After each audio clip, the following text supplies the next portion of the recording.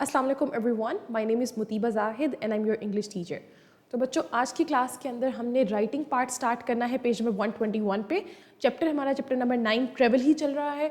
उसमें अभी तक हमने डायरेक्ट एंड इनडायरेक्ट सीरीज़ जो थी उनको ख़त्म किया था। तो अब हम स्टार्ट कर रहे हैं राइटिंग वाले पार्ट से।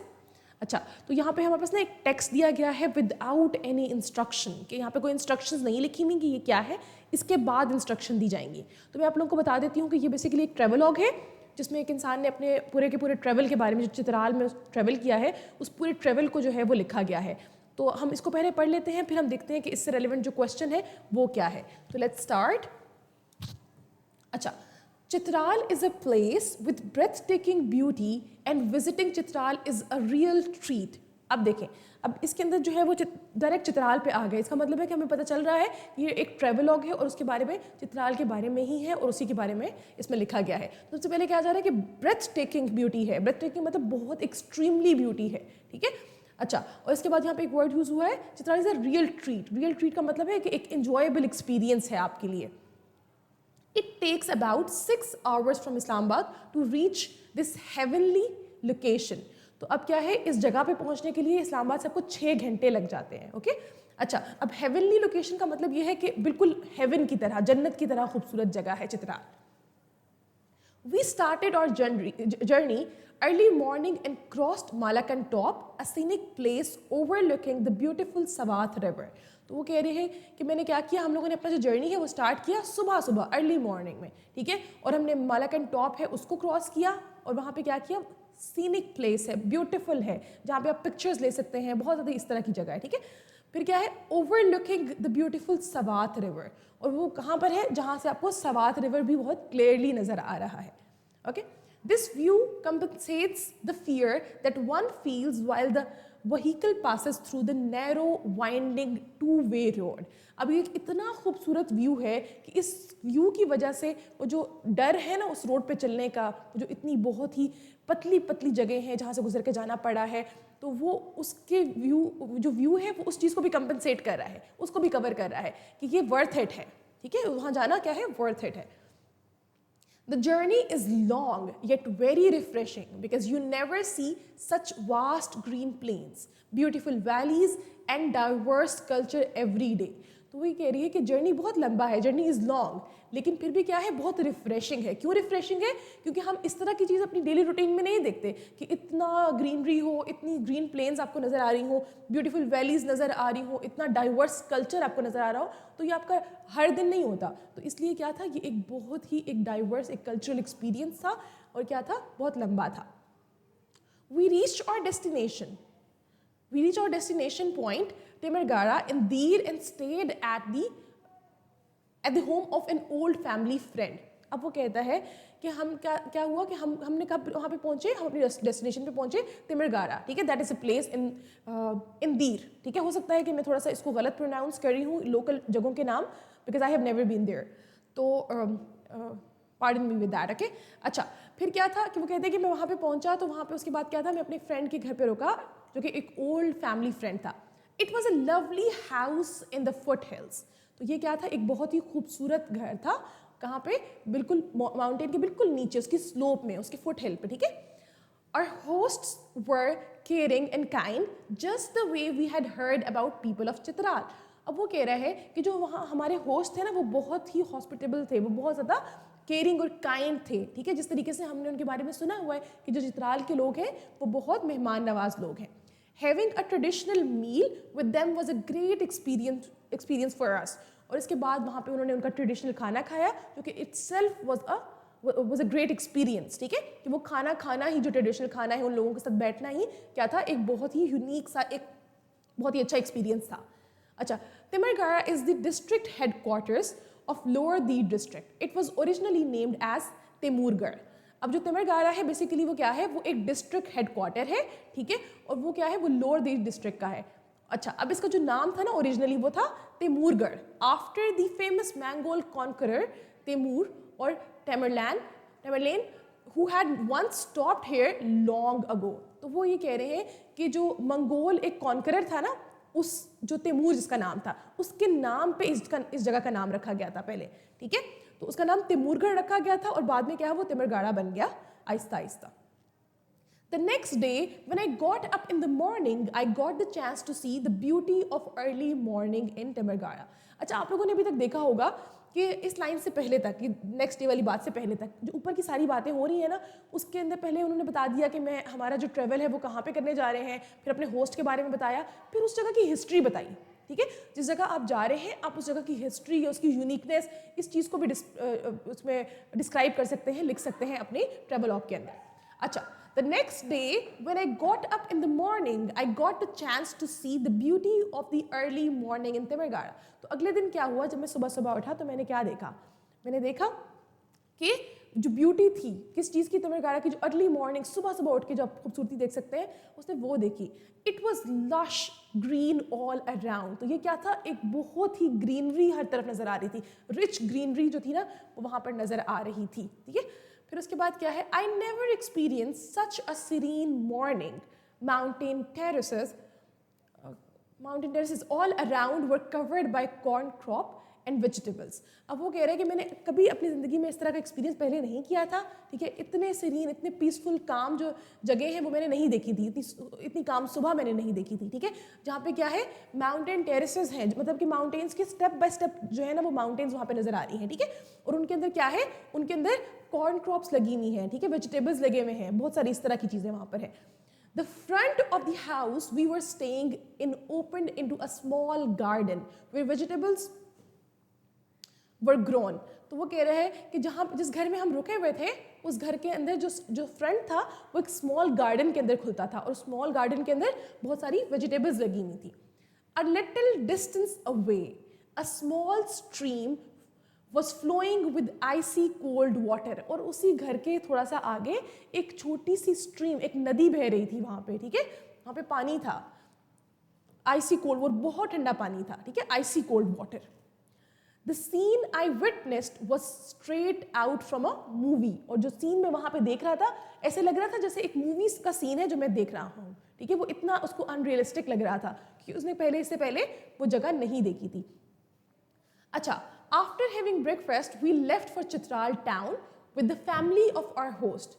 तो कह रहे हैं कि ब्रेकफास्ट के बाद हमने क्या किया, हम चित्राल जो टाउन था उसके लिए निकल गए। ठीक है, अपनी फैमिली और उस होस्ट के साथ। It was a long journey of over 12 hours because we stopped at various places. अब क्या था, ये 12 घंटे का रास्ता था। पहले 6 घंटे लगा के इस्लामाबाद से वहाँ तक पहुँचे थे, और अब वहाँ से आगे 12 घंटे और लगा के वो अपनी उस डेस्टिनेशन तक जा रहे थे। ठीक है, जो चित्राल टाउन था। और वहाँ कहा किसके साथ जा रहे थे, अपनी फैमिली के साथ और अपने होस्ट के साथ। ठीक है, और वो कहते हैं कि रास्ते में चलते चलते हमने बहुत सारी जगहों पे रुके। Much of our time was consumed outside Lowari tunnel due to its scheduled closure. अब वो कह रहे हैं कि हमारा बहुत सारा टाइम ना वो लोवारी टनल है वहाँ पर उसके बाहर गुजर गया। क्यों? क्योंकि उसकी कुछ टाइमिंग होती है, कुछ टाइम तक वो ओपन होती है, कुछ टाइम वो बंद होती है। तो उसकी वजह से उसका इंतज़ार करते करते हम क्या हुआ, हमारा बहुत ज़्यादा टाइम वहाँ पर गुजर गया। Luwari Tunnel is an engineering marvel. Its construction began in 2005 and this tunnel has made the road journey safe and speedy।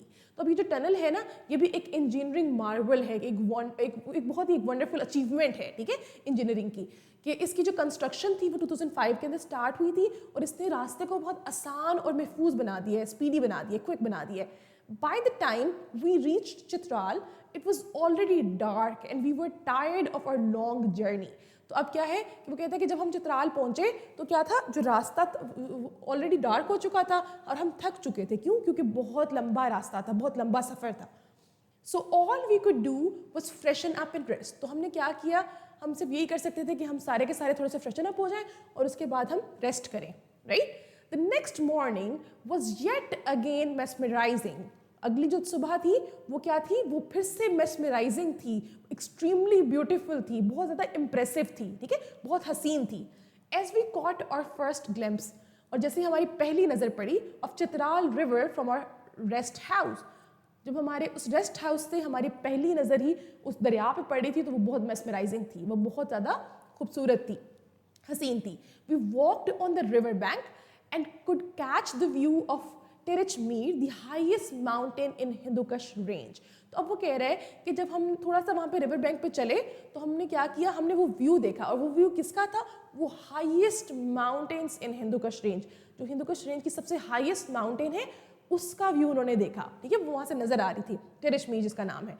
अच्छा, Chitral is a cradle of communal harmony, love and peace. अब चित्राल क्या है, basically it's a place where something, अच्छा अब वहाँ पर क्या है, it's basically it's a hub of communal harmony, ठीक है, एक ऐसी कम्युनिटी है जो बिल्कुल मिलजुल के लोग रहते हैं, बिल्कुल वहाँ पे इस तरीके के लोग रहते हैं जिनकी आपस में बहुत ज़्यादा पीस है, बहुत आपस में एक दूसरे के साथ मिलजुल के रहते हैं, right. The local people are hospitable, caring and welcoming to their guest who come from all parts of Pakistan. और जो लोकल पीपल हैं इस जगह के, चित्राल के, वो हॉस्पिटेबल हैं, फ्रेंडली हैं, वेलकमिंग हैं, कि अपने गेस्ट का ख्याल रखने वाले हैं, मेहमान नवाज लोग हैं, ठीक है। उसके अलावा केयरिंग है, वेलकमिंग है, ठीक है, जो भी उनके पास मेहमान आते हैं वो उनका ख्याल करते हैं, और ये पूरे पाकिस्तान में फेमस है।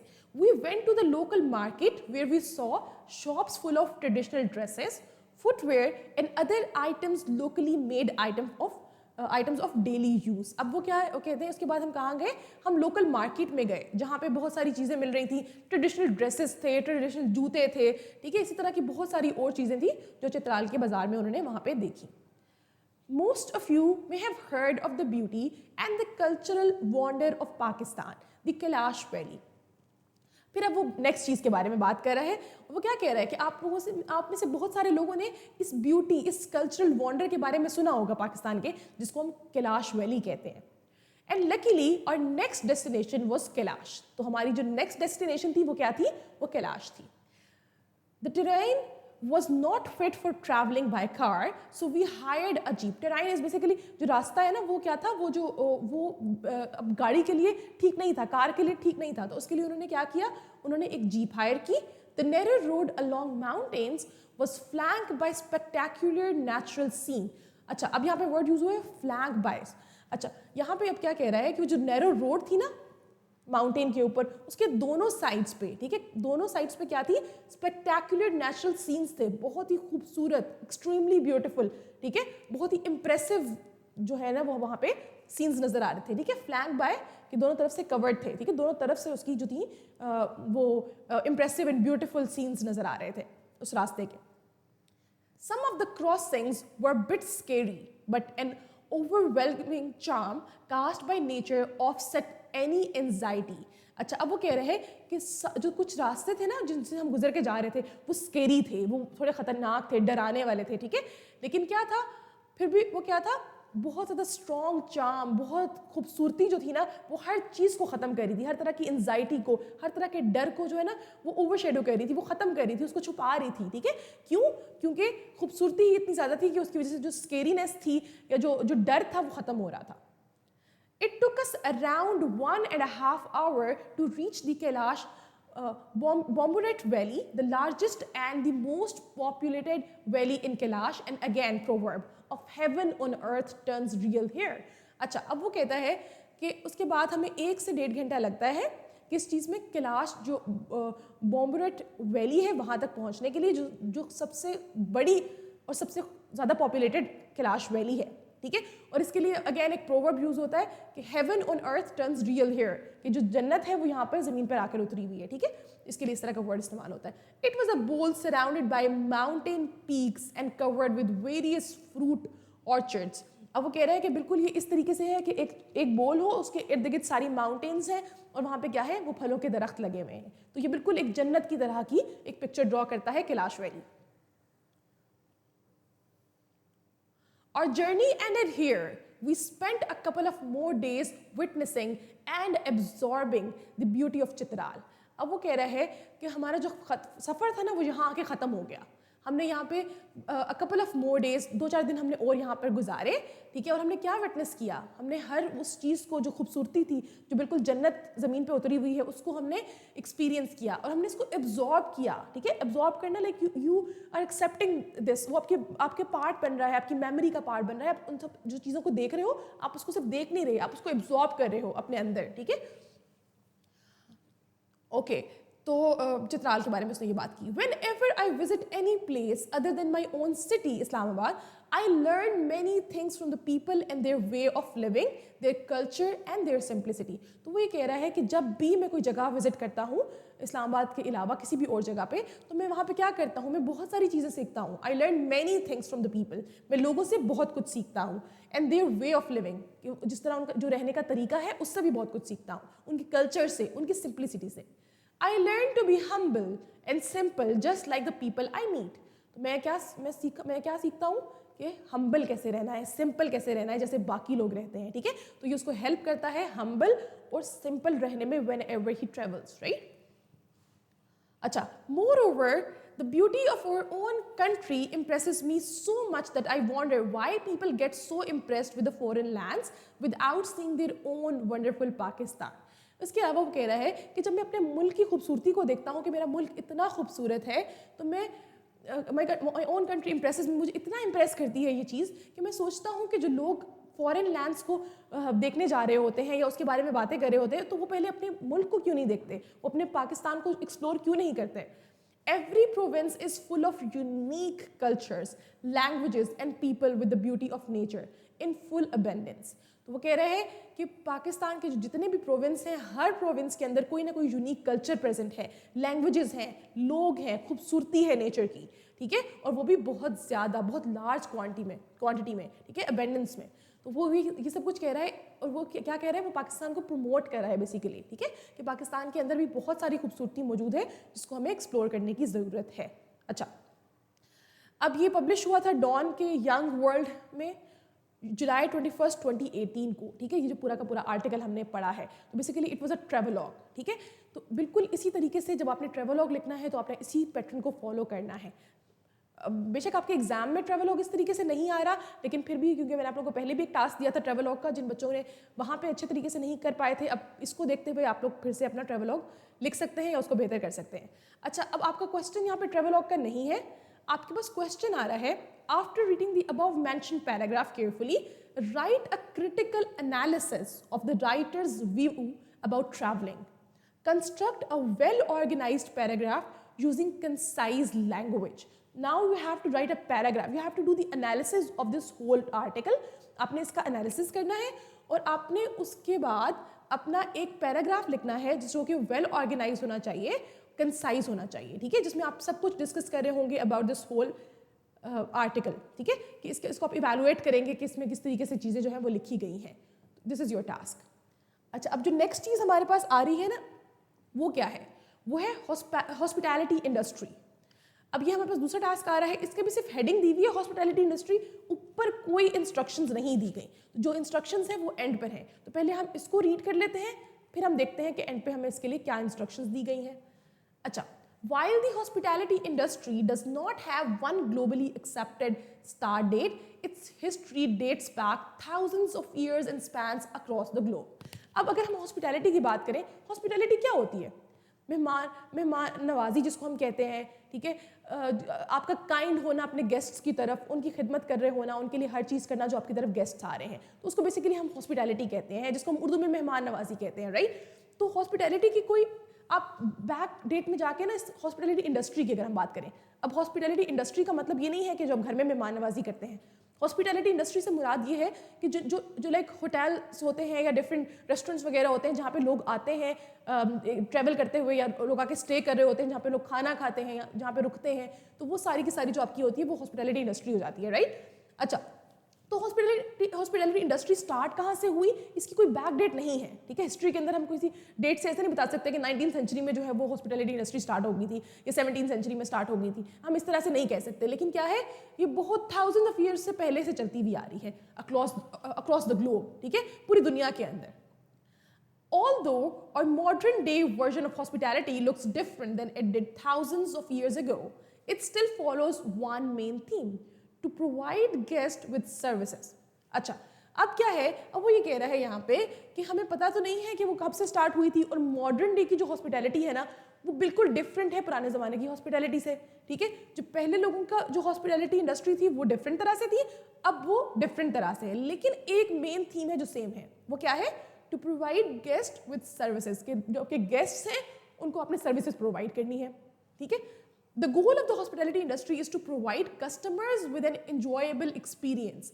तो हॉस्पिटैलिटी इंडस्ट्री का गोल क्या है कि वो क्या करे, वो एक इंजॉयबल एक्सपीरियंस प्रोवाइड करे कि जो लोग आके वहाँ स्टे कर रहे हैं, जो वहाँ घूमने फिरने के लिए आ रहे हैं, वो उस चीज़ को हमेशा याद रखें, ठीक है, वो उनके लिए एक यादगार एक्सपीरियंस रहे।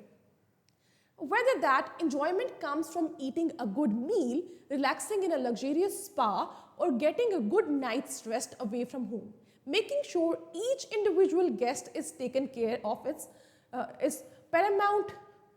Okay, that's it.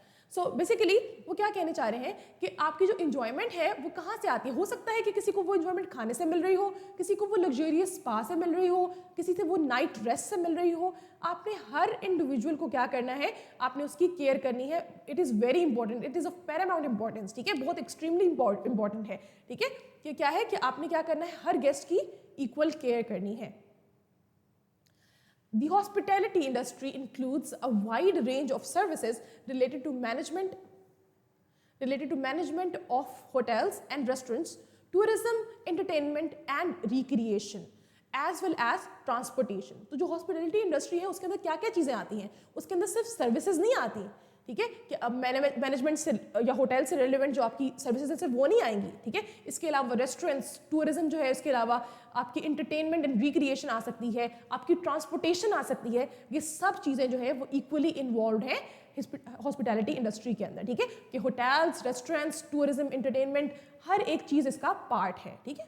ट्रांसपोर्टेशन भी। It is not just about hotel management and cooking, rather it offers the enthusiasts a wide range of career choices, including but not limited to human resources, accounting, guest relations, housekeeping, food and beverages, security, real estate management, event management, marketing and sales. अब देखिए, अब ये क्या है, ये सिर्फ और सिर्फ खाना पकाने से रिलेवेंट नहीं है कि खाना पकाना और खाना सर्व करना। No, it has a lot more in it, ठीक है। और इसमें बहुत सारे आपके लिए करियर ऑप्शंस भी हैं जिसको आप चूज कर सकते हैं, ठीक है। इसमें ह्यूमन रिसोर्सेज हैं, अकाउंटिंग इन्वॉल्व है, गेस्ट रिलेशंस इन्वॉल्व है, हाउस कीपिंग इन्वॉल्व है, ठीक है, क्लीनिंग एंड मेंटेनेंस वगैरह इन्वॉल्व है, ठीक है। उसके बाद खाना और बेवरेजेस वगैरह, फूड एंड बेवरेजेस वो भी इन्वॉल्व है, सिक्योरिटी इन्वॉल्व है, ठीक है।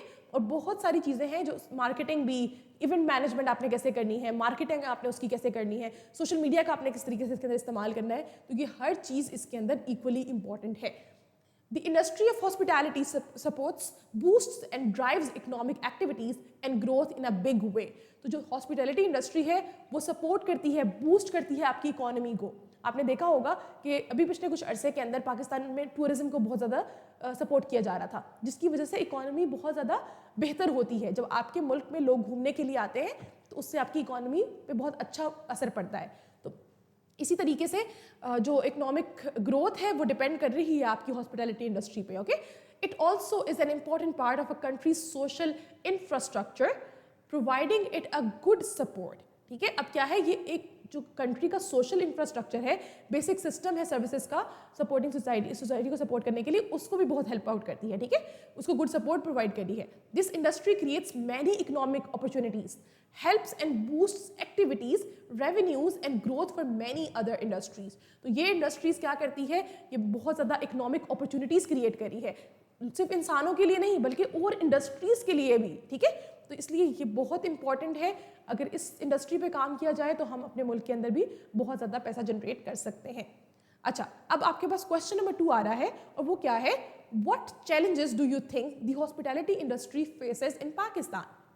Safety issues, economic impacts, ठीक है। State your answer in the form of an essay of about 100 to 150 words while keeping in view the following instruction. तो आपने क्या करना है, you have to write an essay type question का आपने answer लिखना है 100 से 150 वर्ड्स के अंदर, राइट। और उसके अंदर आपने डिस्कस करना है कि पाकिस्तान की जो हॉस्पिटैलिटी इंडस्ट्री है उसके क्या क्या चैलेंजेस हैं, वो क्या क्या चीज़ें फेस कर रही है in terms of safety issues, economic impact के इश्यूज़ की बात कर सकते हैं, आप हर तरह की इश्यूज़ की बात कर सकते हैं। तो उन सब चीज़ों का क्या असर पड़ रहा है पाकिस्तान की हॉस्पिटैलिटी इंडस्ट्री के ऊपर, ठीक है।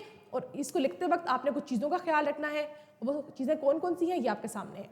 Start with the logical structure having an introduction. सबसे पहले तो आपने लॉजिकल स्ट्रक्चर से स्टार्ट करना है जिसमें आप इंट्रोडक्शन भी लिखेंगे। आपने पहले इंट्रोड्यूस कराना है hospitality industry in Pakistan and then you will move to the other part of this of the question. Begin with the topic sentence that introduce the main point of that essay. तो आपने start करना है topic sentence के साथ जो कि main point को introduce कराएगा और फिर आप अगली चीजें लिखेंगे. Okay. Develop the topic thoroughly by selecting the most significant and relevant facts. तो आपने क्या करना है, आपने अपने टॉपिक को डेवलप करना है किस तरीके से, जो भी रेलेवेंट फैक्ट्स हैं, जो सिग्निफिकेंट आपके पास रेलेवेंट फैक्ट्स नजर आ रहे हैं, उनकी बेसिस पे आपने उसको डेवलप करना है. Add appropriate definitions and quotations that elaborate on the topic. अब आपने appropriate definitions, quotation, facts, हर चीज़ जो है उसको आपने वेरीफाई करके फिर अपने टेक्स्ट के अंदर ऐड करना है. Use precise and concise language to effectively communicate ideas. अब आपकी जो लैंग्वेज है वो प्रिसाइज होनी चाहिए, कंसाइज होनी चाहिए, ओके, ताकि आप जो है इफेक्टिवली कम्युनिकेट कर सके अपने आइडियाज को. Include varied transitions. अब आपकी वैरायटी होनी चाहिए आपके ट्रांजिशन के अंदर, जो आप ट्रांजिशन वर्ड्स इस्तेमाल करेंगे, हाउएवर, मोरओवर, सिमिलरली, इस तरीके के वर्ड्स आप इस्तेमाल करेंगे, लेकिन उसके अंदर भी क्या होनी चाहिए, वैरायटी होनी चाहिए. ठीक है. उसके अलावा सिंटेक्स. अब सिंटेक्स क्या है, आपका सेंटेंस स्ट्रक्चर. आपने एक ही तरह के सेंटेंसेस नहीं बनाने, सिंपल सेंटेंसेस नहीं बनाने. सिंपल भी, कंपाउंड भी, कॉम्प्लेक्स सेंटेंसेस भी, कंपाउंड कॉम्प्लेक्स सेंटेंसेस भी, हर तरह का सेंटेंस आपके इस ऐसे के अंदर होना चाहिए. To link the major sections of the essay to create cohesion and clarity. अब आपके ऐसे के अंदर कोहेजन भी होनी चाहिए. ठीक है. वो आपस में इकट्ठा नजर आना चाहिए, क्लियर कनेक्शन नजर आना चाहिए, एक लॉजिकल फ्लो नजर आना चाहिए. फिर क्या है, राइट अ कंक्लूडिंग स्टेटमेंट. और एंड पे आप क्या करेंगे, आप अपने ऐसे को कंक्लूड करेंगे. एक कंक्लूडिंग स्टेटमेंट होनी चाहिए जो क्लियरली आपके आइडियाज को वहां पे कंक्लूड करे. Check for spelling, punctuation and formatting errors. तो आपने स्पेलिंग, पंक्चुएशन और फॉर्मेटिंग एरर्स को जो है वो अच्छे तरीके से देखना है. Revise and edit your paragraph for clarity, coherence and grammar. तो आपने अपने हर पूरे ऐसे को क्या करना है, आपने दोबारा से पढ़ना है, उसको रिवाइज करना है और आपने उसके अंदर देखना है कि उसमें क्लैरिटी होनी चाहिए, कोहेरेंस होनी चाहिए. कोई अगर मसला लग रहा हो तो आपने उसको ठीक करना है. अच्छा, फिर आपके पास जो तीसरी चीज़ आ रही है वो है ट्रेवलॉग राइटिंग. आपने ट्रेवलॉग लिखना है. फिर से write a travelogue, nature's chronicles a journey through the wilderness. This is the topic and you have to write the whole travelogue. Built upon a scene of mystery, suspense, using a variety of techniques to sequence events so that they build on one another to create a coherent and well-connected whole build toward a particular tone and outcome. So basically you have to write a travelogue और उस travelogue के अंदर आपने बहुत ज़्यादा कोशिश करनी है कि उसके अंदर coherence मौजूद हो, उसमें एक logical flow हो, sequence of events उसी तरीके से आ रहे हो जिस तरीके से आपने आज के travelogue में देखा कि travelogue किस तरीके से लिखा जाता है, उसमें किस तरीके से logically आप चीज़ों को लेके चलते हैं, आप step by step चीज़ों को बताते हैं. अगर आपको कहीं पर description देनी पड़ी है तो आप वहाँ पर description भी देते हैं. तो बिल्कुल उसी तरीके से आपने अपना एक travelogue लिखना है. आज की क्लास में आपको 3 टास्क मिल रहे हैं और कल छुट्टी है. कल भी आप लोग उस टाइम को भी यूटिलाइज कर सकते हैं अपने इन टास्क को ख़त्म करने के लिए और इसके अलावा वीकेंड पे भी आप इनको ख़त्म कर सकते हैं. उसके बाद आप इनको अगर चेकिंग के लिए भेजना चाहते हैं तो आप इसको ड्राइव पे भी अपलोड कर सकते हैं या फिर यूट्यूब वीडियो के कमेंट सेक्शन में भी इसको आप वहाँ पे पोस्ट कर सकते हैं. ठीक है. That's all for today. तो आज हमने अपने यूनिट नंबर 9 का जो राइटिंग सेक्शन था उसको कंप्लीट कर लिया है. ठीक है. अब इस यूनिट के अंदर हमारे पास सिर्फ एक चीज़ रह गई है, वो है एक पोइट्री. ठीक है. तो इस पोइट्री को हम क्या करेंगे, हम कल की क्लास में नेक्स्ट क्लास के अंदर जो हमारी होगी उसमें हम इसको कवर कर लेंगे. Right. This is the only thing which is left, right, connected by the world. ठीक है. तो हम इसको इंशाल्लाह नेक्स्ट क्लास के अंदर कवर कर लेंगे. That's all for today. I will see you tomorrow in the next class. अल्लाह हाफिज़ एवरीबॉडी.